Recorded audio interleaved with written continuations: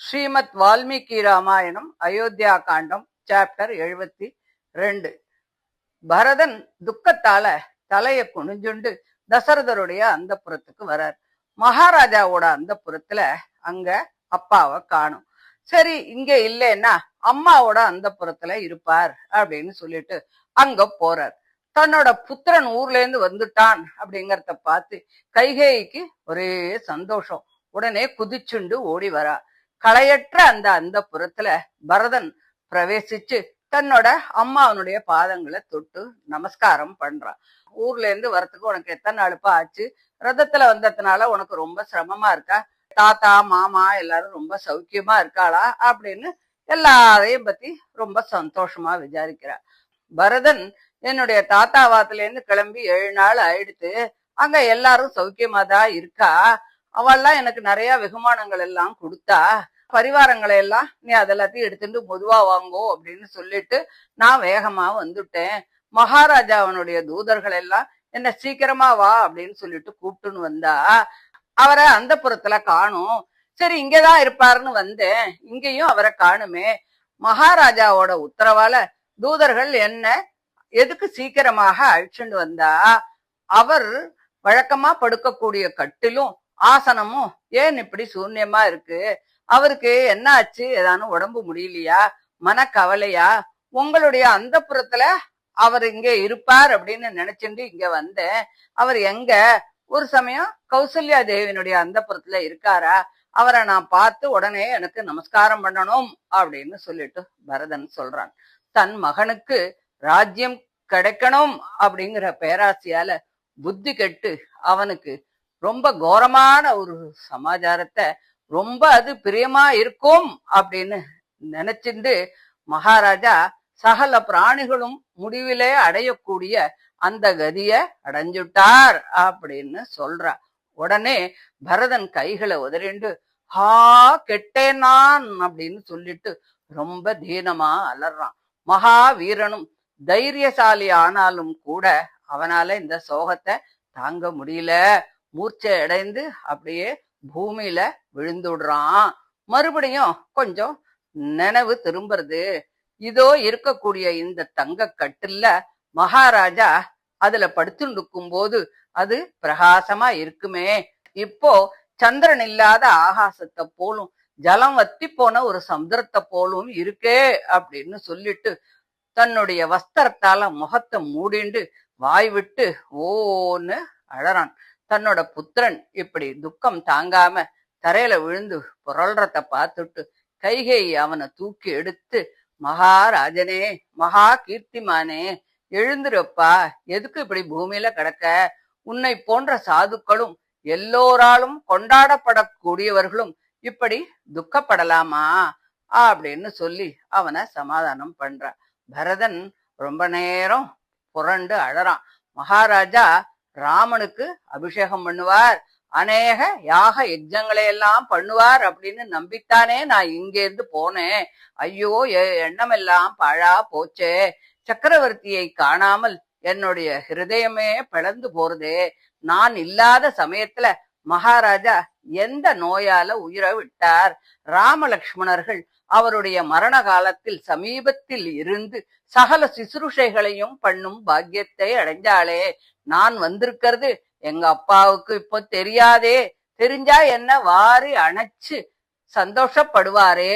எனக்கு சகோதரரும் பிதாவும் பிரபுவுமான ராமச்சந்திரன் இடத்துல நான் வந்திருக்கிறத உடனே தெரிவிக்கணும்.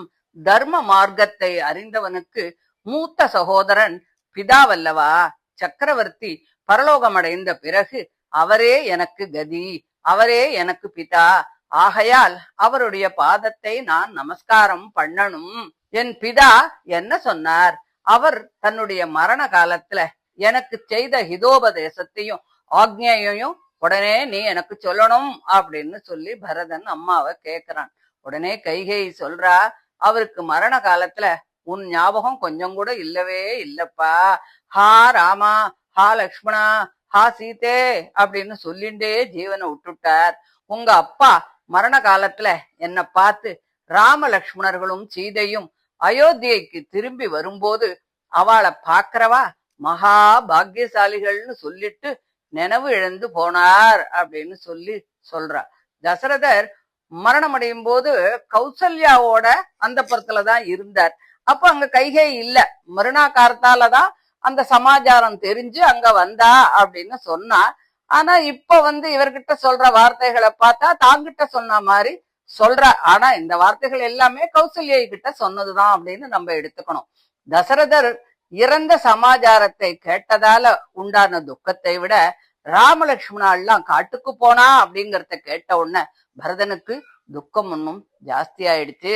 ஏன்னா ராமலட்சுமணன் காட்டுக்கு போனதை இதுவரை கைகேயி சொல்லவே இல்லை. அந்த தர்மாத்மா எங்க, லக்ஷ்மணன் எங்க, சீதை எங்க அப்படின்னு சொல்லி கேட்கிறார். அப்போ கைகேயி தான் சொல்லக்கூடிய இந்த சமாச்சாரம் பரதனுக்கு ரொம்ப பிடிக்கும் அப்படின்னு நினைச்சுண்டு, இது பிரியமா இருக்கும் அப்படின்னு நினைச்சுண்டு ராமன் லக்ஷ்மணனோடு சீதையோடு தண்டகாரண்யத்துக்கு போயிட்டார் அப்படின்னு சொல்றா. ராமன் ஏதாவது குத்தம் பண்ணி அதுக்காக துரத்தப்பட்டாரோ அப்படிங்கிற சந்தேகத்தால உடனே பரதன் பயந்துண்டு எந்த பிராமணனுடைய தனத்தையாவது ராமன் அபகரிச்சு விட்டாரா, குற்றம் இல்லாத எந்த தரித்திரனையாவது ஹிம்சை பண்ணாரா, பரஸ்திரீகளை கையை பற்றினாரா, வேதங்களை அறிந்த பிராமணனை கொன்றவனை போல ராமனை தண்டகாரண்யத்துக்கு ஏன் துரத்தி விட்டா அப்படின்னு சொல்லி கேட்கிறார். ராமனுடைய குணங்கள் எல்லாம் பத்தி பரதனுக்கு நன்னா தெரியும் தான். அப்படி இருக்கும்போது இதெல்லாம் ராமன் பண்ணாரான்னு ஏன் இப்படி பரதனுக்கு சந்தேகம் வருது அப்படிங்கிறது நமக்கு தெரியல. கைகேயி தான் பண்ண காரியத்தை சொல்றா. அவள் தான் ரொம்ப சாமர்த்தியசாலின்னு தான் நினைக்கிறா. ஆனா உண்மையில அப்படி இல்லை. அப்போ குழந்தை, ராமன் எந்த பிராமணனுடைய தனத்தையும் அபகரிக்கல, பாபம் செய்யாத எந்த தரித்திரனையும் அவர் ஹிம்சிக்கல, பரஸ்திரிகளை கண்ணெடுத்து கூட பார்க்கல.